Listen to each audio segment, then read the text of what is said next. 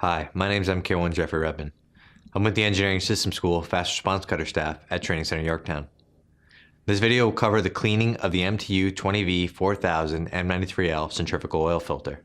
The MPC that coincides with this task is Alpha 54002.D.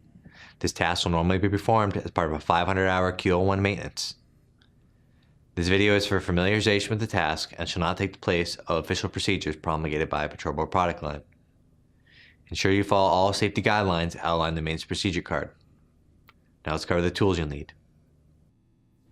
3/4 inch socket wrench, 50mm socket 3/4 inch drive, strap wrench, 1/2 inch to 3/4 inch adapter, dead blow, 1/2 inch torque wrench, calipers, 13mm combination wrench, and for consumables, Kuth Hockey Form 3015. Loosen the clamp T-handle and then remove the clamp. Loosen the Tommy nut on top of the cover and then lift the cover off of the housing. Remove the cover seal ring.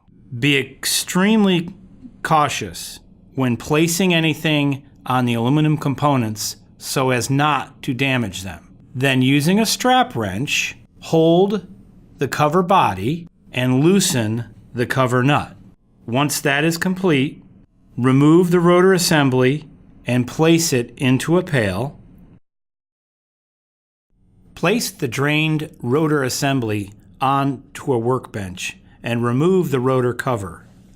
Then remove the rotor cover O-ring. At this point, you need to measure the thickness of the filter sleeve using a ruler or a set of calipers. If that thickness exceeds 45 millimeters, you need to tell the EPO and note it in your remarks. Separate the following components of the rotor assembly: the rotor tube, the conical disc, and the rotor base. And then remove the rotor base O-ring. At that point, you need to clean everything. Now, if the layer of sludge on the rotor tube is difficult to remove, you may need a nylon or a plastic scraper to remove it. Never use a metal scraper to remove the paper filter and the layer of sludge.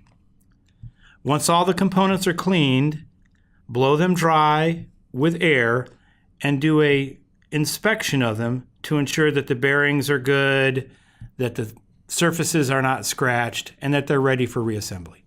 Inspect the O-rings for splits, dry rubber, or deformed shape and replace from the gasket O-ring set if necessary.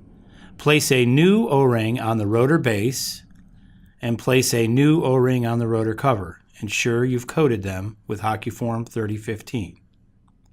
Place the conical disc back onto the rotor base and then take the rotor tube and place it onto the base. Take a new paper filter sleeve and install into the rotor tube.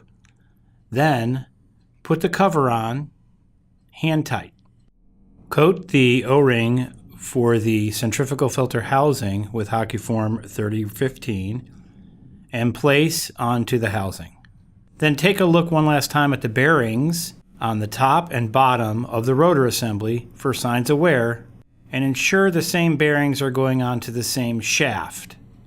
That's very important.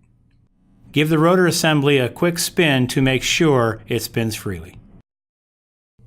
It is important to refer to the current maintenance procedure card or technical publication for tightening specifications and tolerances. These change from time to time by the manufacturer or other authority. Using a strap wrench and socket, tighten the rotor nut to specified torque. Then place the cover on the housing and tighten the Tommy nut hand tight. Install the V-band clamp and tighten the V-band clamp to specified torque. Then tighten the Tommy nut to specified torque. And now repeat the same steps for the remaining filter. Once all installation is complete, conduct a performance test to make sure repairs were successful.